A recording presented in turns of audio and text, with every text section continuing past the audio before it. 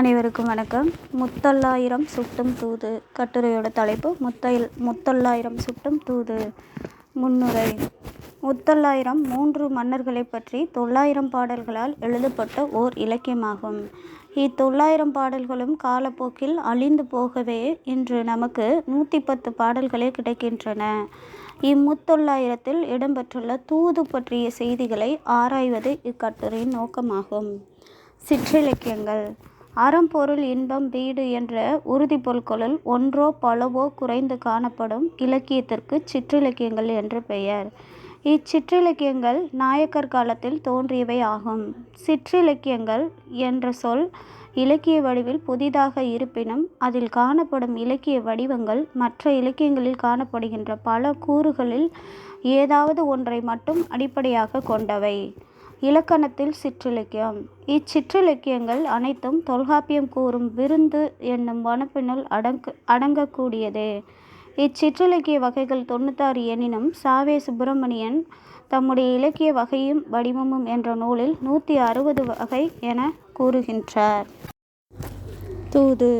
சிற்றிலக்கியங்கள் 96 என பல பாட்டியல் நூல்கள் சுட்டினாலும் 96 வகைகளில் பலவற்றை பல பாட்டியல்கள் விடுத்தும் புதிய வகைகள் சிலவற்றை கூட்டியும் கூறுகின்றன. சிற்றிலக்கிய வகைகளில் தூதுவும் ஒன்று. தூது என்பது தன்னுடைய கருத்தை பிறருக்கு தெரியப்படுத்தும் வகையில் இடையில் ஒருவரிடம் சொல்லி அனுப்புவதே ஆகும்.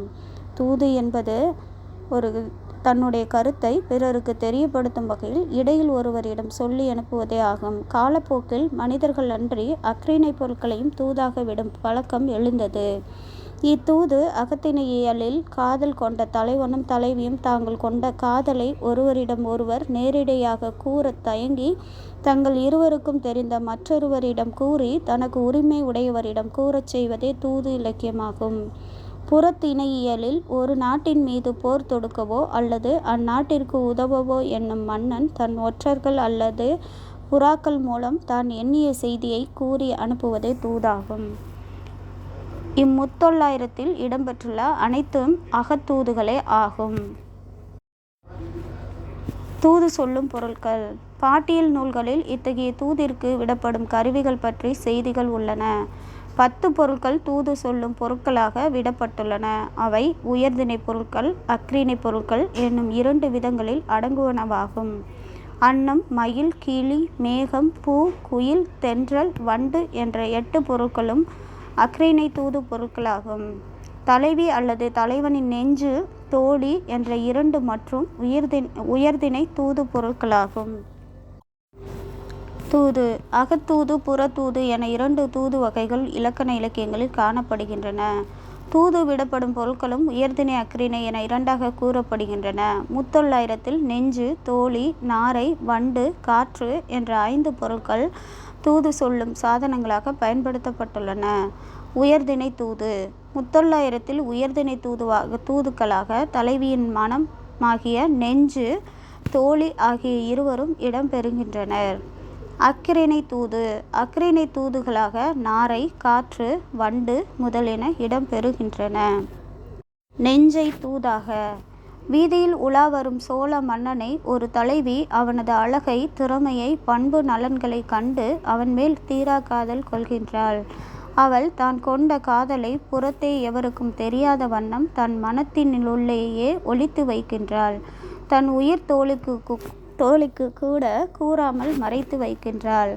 நேரில் ஒருமுறை கண்ட சோழனின் அழகை தலைவி கனவில் பல நாள் பல முறை காண்கின்றாள். சோழனின் நினைவிலேயே நாள் முழுவதும் கழிவதால் அவள் உணவை வெறுக்கின்றாள். எனினும் உயிர் மட்டும் உடம்பில் வாழ்வதற்கு தேவையான உணவின் சிறு பகுதியை உண்ணுகின்றாள். ஆதலால் உடல் மெலிந்து முன்பு அணிந்திருந்த வளை நெகிழ்ந்து கழல்கின்றது. சோழனை விரைவில் கூட வேண்டும் என தன் தீரா ஆவல் தன்னை வாட்ட தன் நெஞ்சை தலைவனிடம் இறுதியாக தூது விடுக்க என்றெண்ணி, வரக்கண்டு நாணாதே வல்லையா நெஞ்சே, மரக்கண்ணோ மண்ணாழ்வார் கண்ணன், நிறக்கண்டாய் வாளுழுவை வெல்கொடியால் வன்புனல்நீர் நாடர்கென் தோளழுவத் தோன்றத் தொழுது தோளழுவன் தோன்றத் தொழுது என்றவாறு தூது விடுக்கின்றாள். இதில் நெஞ்சே, மன்னன் நினைவால் நான் மெலிந்ததைக் கூறி மன்னனை தொழுது வணங்கி எனக்கு அருள் புரிய வேண்டும் என பணிந்து கேட்டு வா என்று 1963வது பாடலில் தலைவி ஒருத்தி சுட்டுகின்றாள். மனமே சென்று சேர்ந்தாயோ? பாண்டியனிடம் தம் மனதை தூது அனுப்பிய தலைவி தூது சென்று திரும்பும் தன் மனத்தின் வரவுக்காக காத்திருக்கின்றாள். காலம் கடந்தும் தூது சென்ற மனம் வராத காரணத்தால் தன் மனம் மன்னனிடம் செல்லவில்லையா என தலைவி சென்றதுகொள் போந்ததுகொள் செவ்வி பெருந்துணையும் நின்றதுகொள் நேர்மருங்கில் கையூன்றி முன்றில் முழங்கும் கடா யானை மொய்மலர்ந்தார் மாறர் சூழ்ந்து பின் சென்றவென் நெஞ்சு அப்படின்ற மாதிரி 61வது பாடலில் பலவாறு புலம்புகின்றாள் தலைவி. மன்னன்ட்ட, பாண்டிய மன்னன்ட்ட என் நெஞ்சு போய் சேர்ந்ததோ சேரலையோ அப்படின்ற மாதிரி. மற்றொரு தலைவி மன்னனிடம் தூது சென்ற தன் நெஞ்சமானது இம்மார்கழி பனிப்பொழிவில் தன் கைகளையே இடது வலமென மாற்றி போர்வையாக போர்த்தி கொண்டு சேர மன்னன் அருள் செய்வான் என அவனது அருளை எதிர்பார்த்து அரண்மனை வாயிலேயே நிற்கின்றதோ என தனக்குள்ளேயே கலங்கி மொழிகின்றாள். சொல்லுக்காக காத்திருக்கின்றாயோ? பாண்டியனிடம் தூது சென்ற தன் நெஞ்சு அவனது நன்மை செய்கின்ற பதில் உரைக்காக காத்திருப்பதை மற்றொரு தலைவி உகுவாய் நிலத்து துயர்மணல் மேல் ஏறி நகுவாய் முத்தீன்றசைந்த சங்கம் புகுவான் திரைவரவு பார்த்திருக்க தென்கொற்கை கோமான் உறைவரவு பார்த்திருக்கும் நெஞ்சு என 108வது பாடலில் மொழிகின்றாள். மற்றொரு தலைவி பாண்டியனிடம் தூது சென்ற தன் மனம் அரண்மனையில் உள்ளே செல்பவர்களுக்கு இடம் கொடுத்து வெளியே வருபவர்களுக்கு வழிவிட்டு விலகி இருந்து தன்னை கண்டு எள்ளி நகையாடுபவர்களை கண்டு நாணி மறைந்து கதவருகே வேடனால் அம்பு எய்தப்பட்ட மான் தன்னை காத்து கொள்ள கரையில் மறைந்து நின்றதை போல என் மனமும் நிற்கின்றது என 1910வது பாடலில் தோழியிடம் என சுட்டுகின்றாள் தலைவி. தோழியிடம் தூது வேண்டல். மனத்தை மன்னனிடம் தூது விட்ட தலைவி தூது சென்ற மனம் மீண்டு வந்து நல்ல செய்தி கூறாத நிலையில் மன்னனை நினைத்து தன் வருத்தத்தை மிகுதிப்படுத்தி கொள்கின்றாள். பின் தான் காதலுற்ற நிலையை தனது தோழியிடம் கூறி தனக்கு உதவுமாறு மிகுதியான நீர்வளத்தை உடைய இம்மாந்தை நகரில் வாழும் மக்களாவது என் துன்ப நிலையை மன்னனிடம் எடுத்து கூற வேண்டும். ஆனால் அவர்கள் அவ்வாறு செய்யவில்லை. எனவே நல்ல நெற்றி பொட்டினை அணிந்திருக்கும் தோழியே, என் நிலையை நீயாவது மன்னனிடம் எடுத்து கூறி மன்னன் என்னை வந்து அடையுமாறு செய்வாய். ஏனெனில் உயர்ந்தவராகிய மன்னன் என் நிலையை கண்டும் காணாமல் இருக்கின்றான். இது உயர்ந்தவர்களுக்கே உரிய இயல்பு போல என 1921வது பாடலில் தலைவி புலம்பி தோழியிடம் மொழிகின்றாள். நாரையை தூதுவிடல். மனம் தோழி என உயர்தினையை தூதுவிட்ட தலைவி அத்தூதுகளால் நன்மை எதுவும் வாய்க்கப்பெறாத நிலையில் அக்ரிணை சாதனங்களை தூதுவிட முனைகின்றாள். இந்நிலையில் பறவை இனங்களில் ஒன்றான நாரையை தூதுவிட எண்ணி செங்கால் மடநாராய் தென்னுரந்தை சேரியேல் நின்கான் மேல் வைப்பானென் கையிரண்டும் நண்பார் கரையுறிஞ்சி மீன் பிறலும் காவிரி நீர் நாடர் உரையாயோ யானுற்ற நோய் என கூறி தூது விடுக்கின்றாள் 1996வது பாடலில். காற்றே நியாயமா என வினவி வா.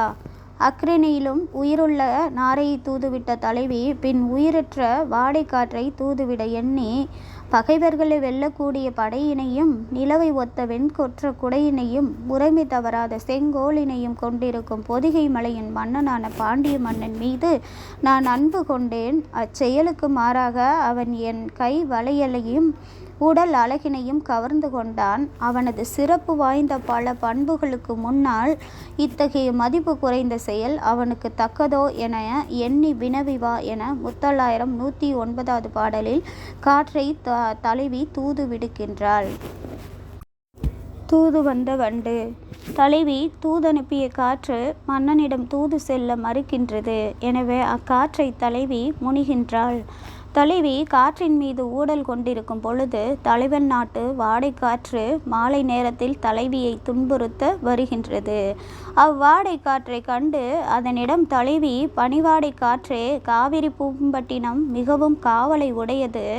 இந்நாட்டில் இருந்து சோழன் நலங்கிள்ளி தூதாக காலையில் அனுப்பிய வண்டு அந்நாட்டில் உள்ள தாமரை மலர்களிலும் குவளை மலர்களிலும் மிகுந்திருந்த தேனை முழுவதும் உண்டு கழித்து இப்பொழுதுதான் என்னிடம் வந்து சேர்ந்தது. மன்னன் என் அன்பை ஏற்றுக்கொண்டு என்னை காண மாலையில் வருகின்றான் என்ற செய்தியையும் கூறியது. எனவே இது மன்னன் வரும் மாலை நேரமாதலால் நீ என்னை துன்புறுத்தாது விலகிப்போ என நாம நெடுவேல் நலங்கிள்ளி சோநாட்டு தாமரையும் நீலமும் தைவந் தியாமத்து வண்டொன்று வந்தது வாரல் பனிவாடாய் பண்டன்று பட்டினங்காப்பு என்றவாறு 1965வது பாடலில் தலைவி மொழிகின்றாள். முடிவுரை. உலா வரும் மன்னனை காண வெளியில் செல்லாதே என்ற தாயின் தடைகளை எல்லாம் தாண்டி வீதியில் உலா வந்த மன்னனை கண்டு காதல் கொண்ட தலைவி தான் கொண்ட காதலை மன்னனிடம் தன் நெஞ்சு, தோழி என்ற 2 உயர்திணைகளின் வாயிலாக தூது விடுக்கின்றாள்.